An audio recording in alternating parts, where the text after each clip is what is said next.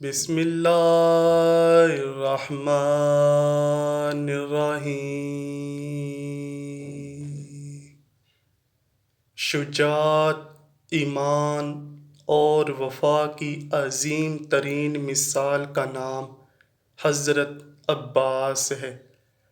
ایسی ہستی جو جلال و قوت، کمال و فضل اور عزم و استقلال میں اپنی مثال نہیں رکھتی۔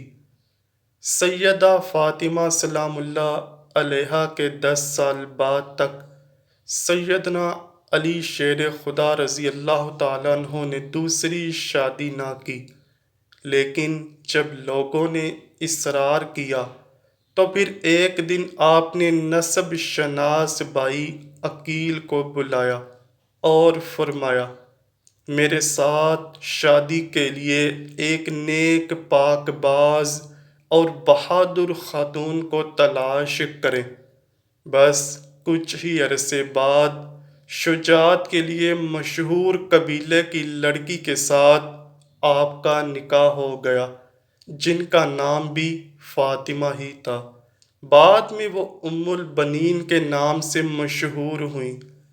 امیر المؤمنین حضرت امام علی رضی اللہ تعالیٰ عنہ کو اللہ پاک نے ام البنین سے 4 بیٹے عطا کیے، جو کہ سارے ہی کربلا میں شہید ہوئے۔ ان بیٹوں میں سب سے بڑے حضرت عباس تھے۔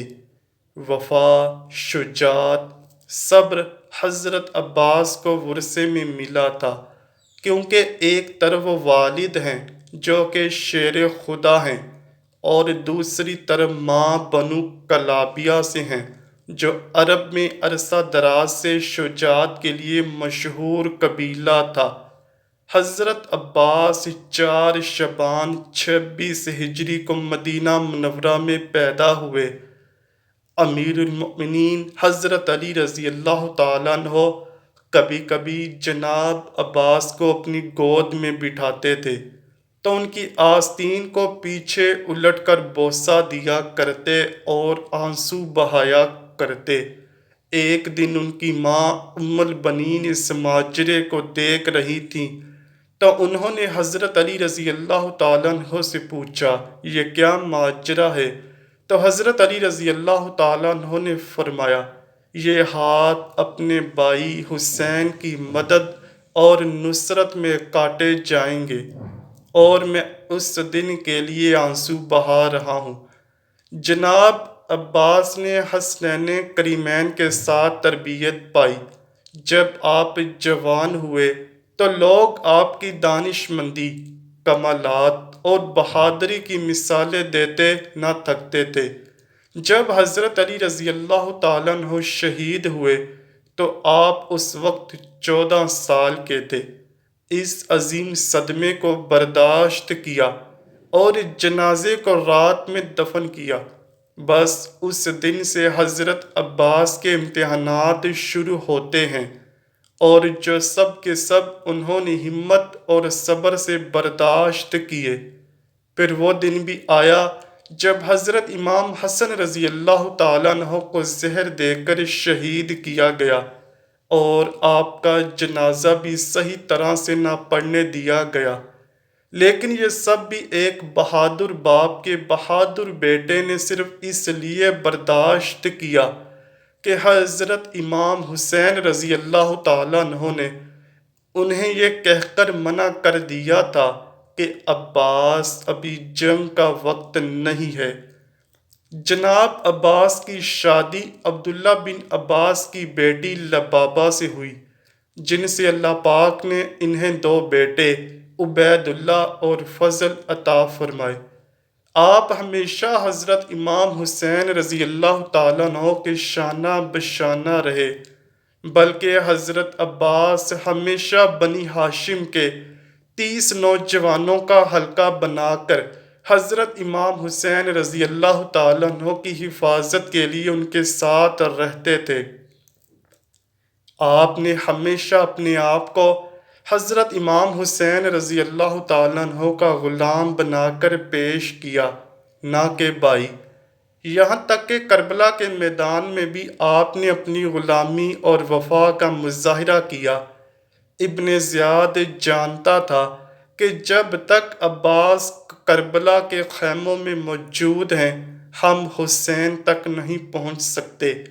اس لیے اس نے ایک چال چلی کہ شمر ملعون کو 4000 سپاہی دے کر حضرت عباس کے پاس بھیجا۔ شمر نے حضرت عباس سے کہا کہ میں ابن زیاد کی طرف سے عباس تمہارے اور تمہارے بھائیوں کے لیے امان نامہ لکھوا لایا ہوں، اس لیے تم یہاں سے جا سکتے ہو۔ یہ سننا تھا کہ حضرت عباس کا چہرہ انور سرخ ہو گیا اور آپ نے امان نامہ پکڑا اور اس کے 2 ٹکڑے کر دیے اور فرمایا، ہمت ہے تو مجھ سے مقابلہ کرو، تم لوگ چاہتے ہو کہ میں نواسہ رسول سے غداری کروں؟ چنانچہ شمر اور ابن زیاد اپنے مقصد میں کامیاب نہ ہو سکے۔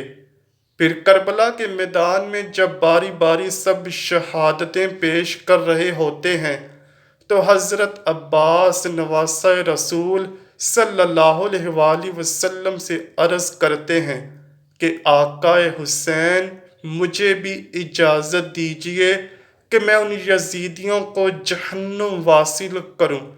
لیکن حضرت سیدنا حسین رضی اللہ تعالیٰ عنہ فرماتے ہیں کہ عباس یہاں شجاعت کا امتحان نہیں بلکہ ہمارے صبر کا امتحان ہے۔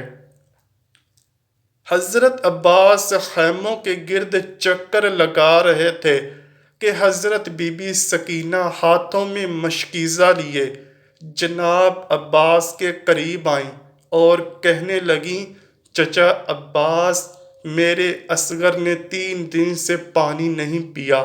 غازی عباس نے بی بی سکینہ کو دیکھا کہ خالی مشکیزے کو دیکھ کر فرمانے لگے، اے میری آقا زادی، میرے حسین سے کہو میں آپ کے لیے پانی لے کر آؤں۔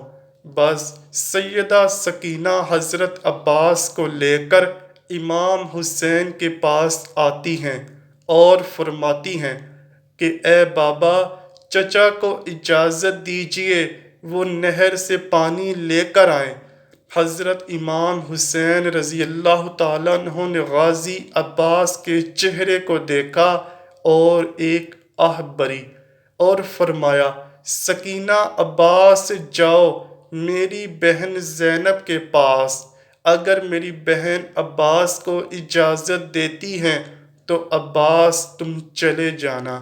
حضرت عباس اور بی بی سکینہ حضرت زینب کے خیمے میں آتے ہیں۔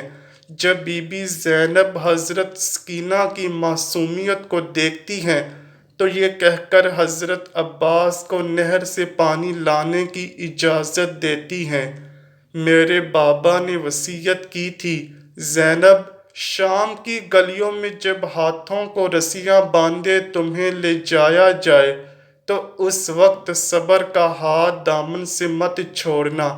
اور میں کہا کرتی تھی کہ جس کا عباس جیسا شیر بھائی ہو کیا کوئی اس کو بھی گرفتار کر سکتا ہے؟ حضرت عباس پانی کی مشق لیے گھوڑے پر سوار ہوتے ہیں، ایک ہاتھ میں علم اٹھاتے ہیں اور نہر کی طرف بڑھنے لگتے ہیں۔ تاریخ طبری میں ہے کہ حضرت محمد بن جریر طبری لکھتے ہیں کہ جب حضرت عباس دریائے فرات کی طرف مشکیزہ اور ننگی تلوار لے کر نکلتے ہیں تو اس وقت عمرو بن الحجاج 500 یزیدی فوجیوں کے ساتھ دریا پر پہرا دے رہا تھا۔ کربلا کا تپتا صحرا ہے، سورج اپنی آب و تاب سے چمک رہا ہے، اور جب پہرے داروں نے ایک شاہ سوار کو ننگی تلوار کے ساتھ آتے دیکھا تو فوج میں ہلچل مچ گئی۔ تاریخ گواہ ہے کہ حضرت عباس نے 133 یزیدیوں کو چیر ڈالا اور دریا پر پہنچ گئے۔ باقی فوجی امداد لینے کے لیے اپنے کیمپوں میں بھاگ گئے۔ حضرت عباس نے اپنا علم دریا کے کنارے گاڑا اور مشک میں پانی بھرنے لگے۔ مشک کو بھرنے کے بعد آپ نے خود پانی پینے کے لیے چلو بھرا اور پھر یہ سوچ کر پانی گرا دیا کہ میرے آقا حسین اور ان کی آل کب سے پیاسی ہے۔ اللہ اکبر۔ دوستو، عباس سے وفادار شخص اس دنیا میں کون ہے؟ پھر آپ نے سوچا کہ اپنے گھوڑے کو پانی پلاتا ہوں، لیکن گھوڑا بھی وفادار ہی تھا، اس نے بھی پانی نہ پیا۔ اتنی دیر میں امرو اپنی فوج کی دوبارہ صف بندی کرتا ہے اور پیچھے اور سپاہی بھی مدد کے لیے آ جاتے ہیں۔ حضرت عباس مشکیزیں اٹھائے گھوڑے پر سوار ہوتے ہیں۔ اتنے میں ایک تیر ان کے کندھے پر آ کر لگتا ہے۔ حضرت عباس گھوڑے کو خیمے کی طرف دوڑاتے ہیں۔ سپاہی ان کو گھیر لیتے ہیں اور تیروں کی بوچھاڑ کر دیتے ہیں۔ امرو آواز لگا کر کہتا ہے، یہ پانی خیموں تک نہ پہنچ پائے، اگر ان کو پانی مل گیا تو ہماری خیر نہیں۔ اتنے میں ایک بدبخت نے چھپ کر تلوار کا وار کیا تو آپ کا ایک بازو قلم ہو گیا۔ آپ پانی کا مشکیزہ دوسرے ہاتھ میں پکڑتے ہیں اور پھر دوسرے بازو پر بھی وار ہوتا ہے اور دوسرا بازو بھی قلم ہو جاتا ہے۔ اس کے بعد جناب عباس پانی کا مشکیزہ منہ میں پکڑ لیتے ہیں، لیکن پھر سب یزیدی یکجا ہو کر تیر برساتے ہیں اور پانی کے مشکیزے کو بھی لگتے ہیں تو پانی بہنا شروع ہو جاتا ہے۔ جیسے ہی پانی بہتا ہے تو میرے آقا کی آنکھوں میں بھی آنسو آ جاتے ہیں۔ وہ گھوڑے سے نیچے گر جاتے ہیں، تیروں سے نڈال ہو جاتے ہیں۔ یزیدی فوج فتح کے نعرے لگاتے ہوئے واپس جاتی ہے۔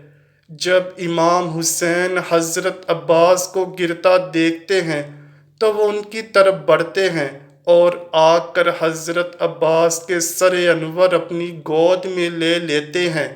حضرت عباس پہلی دفعہ حضرت امام حسین کو اپنا بھائی کہہ کر پکارتے ہیں اور معافی مانگتے ہیں کہ میں معصوم سکینہ کے لیے پانی نہ لا سکا۔ آپ کی روح مبارک دارالفنا سے دارالبقا کی طرف کوچ کر جاتی ہے۔ اب ساری شہادتیں ہونے کے بعد جب سارے سر گردنوں سے اتار دیے جاتے ہیں اور ان کو نیزوں پر چڑھایا جاتا ہے تو صاحب وفا حضرت عباس کا سر نیزے پر نہیں رکتا اور وہ بار بار گر جاتا ہے۔ یزیدی فوج پریشان ہو کر حضرت زین العابدین سے پوچھتے ہیں کہ ایسا کیوں ہے، جس پر آپ تاریخی جملہ فرماتے ہیں، میرے چچا نے ساری زندگی حسین کی برابری نہیں کی تو اب مرنے کے بعد ان کا سر بھی حسین کے سر کے برابر نہیں رک سکتا۔ اللہ اکبر۔ یہ سن کر شمر کہتا ہے کہ عباس کے سر کو گھوڑے کی زین سے باندھ دو۔ لاکھوں کروڑوں سلام ہو حضرت عباس کی وفا پر۔ اللہ پاک ہم کو بھی اللہ کے دین، اس کے پیارے نبی حضرت محمد صلی اللہ علیہ وآلہ وسلم اور ان کی آل پاک سے وفا کرنے کی توفیق عطا فرمائے۔ اے اللہ پاک ہم سب کے گناہوں کو معاف فرما دے۔ ہمیں سمندر وفا حضرت عباس سے چند قطرے وفا، صبر اور بہادری کے عطا فرما دے۔ اے اللہ پاک ہمیں لوگوں کے لیے آسانیاں پیدا کرنے والا بنا دے اور ہمیں صاحب وفا حضرت عباس کے روضے کا دیدار بھی عطا فرما دے۔ کمنٹ سیکشن میں آمین لکھنا مت بھولیے گا۔ امید کرتا ہوں کہ آپ کو ویڈیو ضرور پسند آئی ہوگی۔ اگر ویڈیو پسند آئی ہے تو ویڈیو کو لائک کیجئے، شیئر کیجئے اور چینل کو لازمی سبسکرائب کیجئے۔ کمنٹ سیکشن میں اپنی رائے کا اظہار بھی ضرور کیجئے گا۔ ملتے ہیں اگلی ویڈیو میں۔ تب تک کے لیے اللہ حافظ۔